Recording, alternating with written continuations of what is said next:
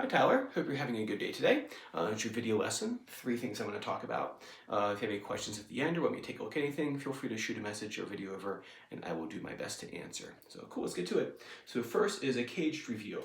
As you remember, caged is using the system using the 5 open cowboy chords, the C, the A, the G, the E, and the D, and making those movable shapes across the neck. So that way we can take, say for example, if we want a B flat chord, we can use each one of those shapes and go up the fret playing different B flats. They sound like B flats, but they look like their caged or their open position counterpart.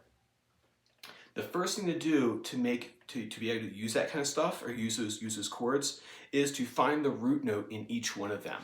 So for example, if I take the C chord here, right, and play this, and I go, okay, is this a root 5 or a 6 chord? And what I do is I find the C in that chord. There she is. I go, that's a root 5 chord. That means if I take that shape and make it movable like this, right? And I can move that across the fretboard, this note on that 5th string, when I'm playing with the pinky, that is the root note. That is the name of the chord. Even though it's using the C form, it's not a C chord, it's using the C form, and this note on the 5th string, because it's a root 5, because I figured that out, because when I play a C down here, that is where the C is, right, is a root 5 chord. No matter where I move that on the fretboard, this note becomes the name of the chord. So when I move it here to the bar here at the 7th fret, my pinky's on the 10th fret, that note's a G, therefore it is a G chord. Sounds like a G chord. If I go to the A chord, play A, right? The A in this chord is that open 5th string, right? Which means if I move it into a bar shape like this, that note on the 5th string, right, when I'm fretting with my first finger, that tells me the name of the chord. It's using the A form, but it's not an A chord. It's using this shape to move around to become a different chord. So in this case right here, my pointer finger is on the C, it's root 5, therefore it is a C chord. So I can have C here, oops, sorry, I can have C here, and I can go to C right here. So if I want, I can play C chords using C, A form, G form, E form, D form. All those, and then I go back to C again up here, which we'll talk about in a little bit. Those are all C chords. They're using the cage shapes, but they're not like this is not an A chord because I'm using the A form. It's just like a template that I'm moving. The root note is what tells me what the name of the chord is, and the form is just the form that we use down here for the open chord, right? All right, cool. So that's a review right there. So what I would like you to do is go through each one of those, the C, A, G, E, D, and find each one of those root notes. That way you'll be able to move them across the fretboard. Doesn't take too long, but you always want to know which one's in the root of the chord. Next is the E form C chord. We talked about this last time, where we took this form chord right here, the E form C chord, right? Now, this is using the E form because it looks like an E chord down here, right? Goes up here, it's a root 6 chord because when I play E here, the E is on that 6th string. If I move it up here where the C is, therefore it is a C chord using E form. Now what I'll do is I'll do that little arpeggio thing. Doesn't sound like much on its own, but if you use that as a starting point for your solos, you can actually get a lot out of it. So to stay out of the bass player's way, I'm not gonna play those bottom 2 strings, right? I'm gonna stay on strings 4, 3, 2, and then last time we added the B to it, and then you can add the D to it as well. So we have C, E, G, and I'm gonna add the A to it, right, which we already did. So we have C, E, G, A. Right? So if I take that and only play those 4 notes, I'm only going to play those 4 notes. I'm not going to play anything else. And if I can't be creative with 4 notes, 5 notes ain't going to help me either, right? It's like the song's hard, let's make it faster. It doesn't make it easier. Like adding more notes just makes it more difficult. So what I'll do is I'll put that backing track on, the Magnolia backing track, Eric Clapton and John Mayer.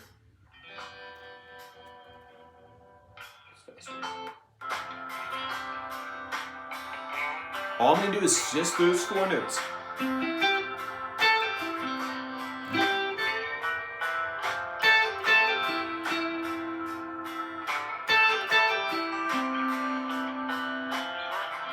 So I got my main melody there.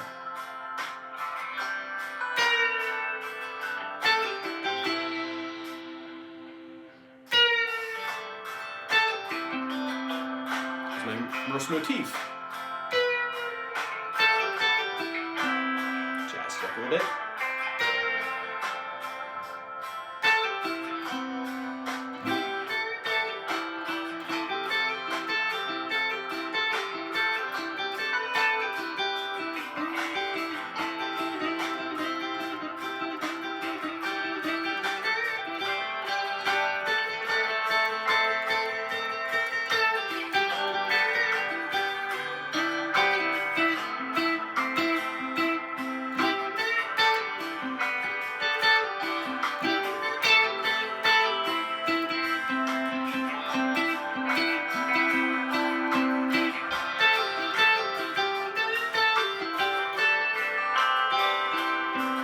Right? So I only had 4 notes in that whole thing. If you try to put too many notes or just have too many things to do, the melody loses its direction. So if you're here and then you feel like I'm going to go down here for a little bit and go here, it's like too many things to choose from.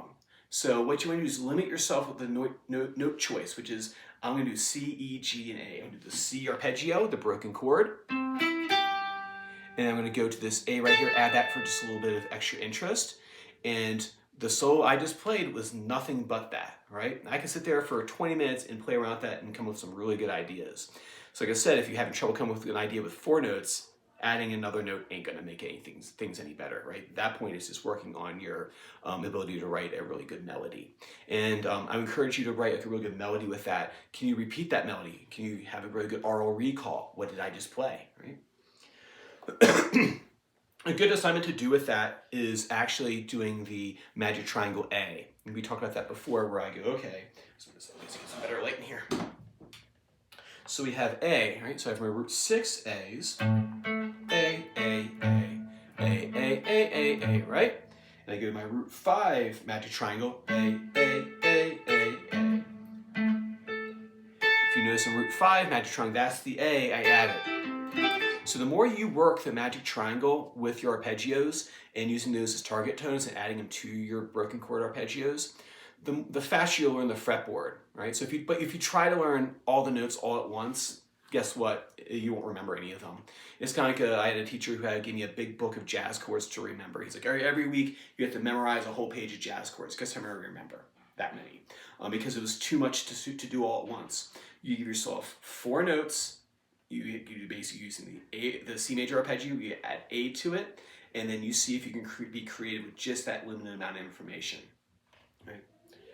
What to do after that is, so you did your magic triangle A, A, A, A, A, A, A, A, A, A, A, right? Is you have your E form, C major, then I wrote on here C form C chord, right? I tabbed it out for you right there, whoops, or give you a little chart. It looks like this on when you play it all together. It sounds like that. Remembering that on C form, your root is that pinky note right there. So that's no, it's not where the bar is. That's what I see all the time. People get confused. They'll think the bar is like where the root note is. It's not, because it's the pinky right there on the fifth string, right? You break it up into a broken chord arpeggio.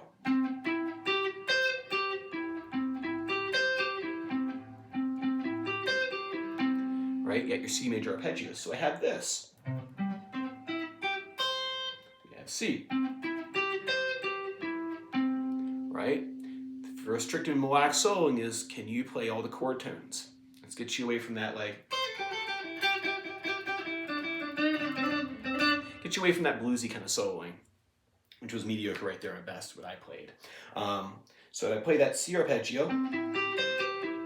I go back to the same idea I did here. Strings 4, 3, 2. Then here, strings 4, 3, 2. So this is the master shape. Strings 4, 3, 2. Right? Strings 4, 2, 3, 2 there. So I'm at 12, 14, 12, 13. It's that same diagram I have right here.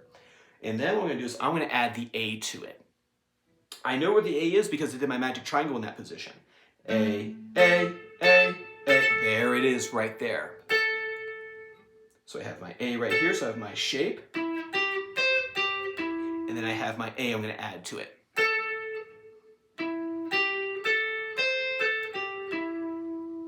So I have this now. Oops. My E form with the added A. My C form with the added A.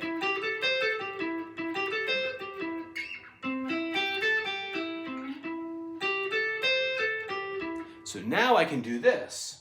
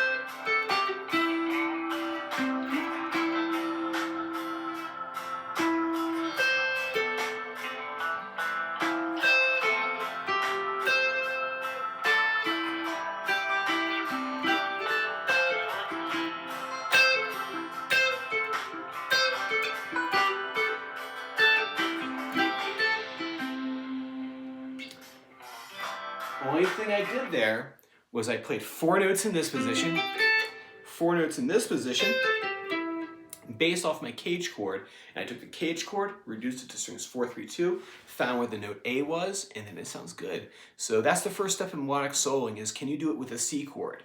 Then the next thing would be to do, after you do a C chord, you move on to the next mode, and then do that chord, and then you add the two together, and you slowly build it out, and over the course of a couple of years, you will have coverage of the fretboard, and you'll be playing melodically rather than just some blues stuff, and you're landing on whatever. So cool. Practice that for me. If you have any questions or want me to look at anything, feel free to shoot that over. If not, I will see you same time next time. Take care.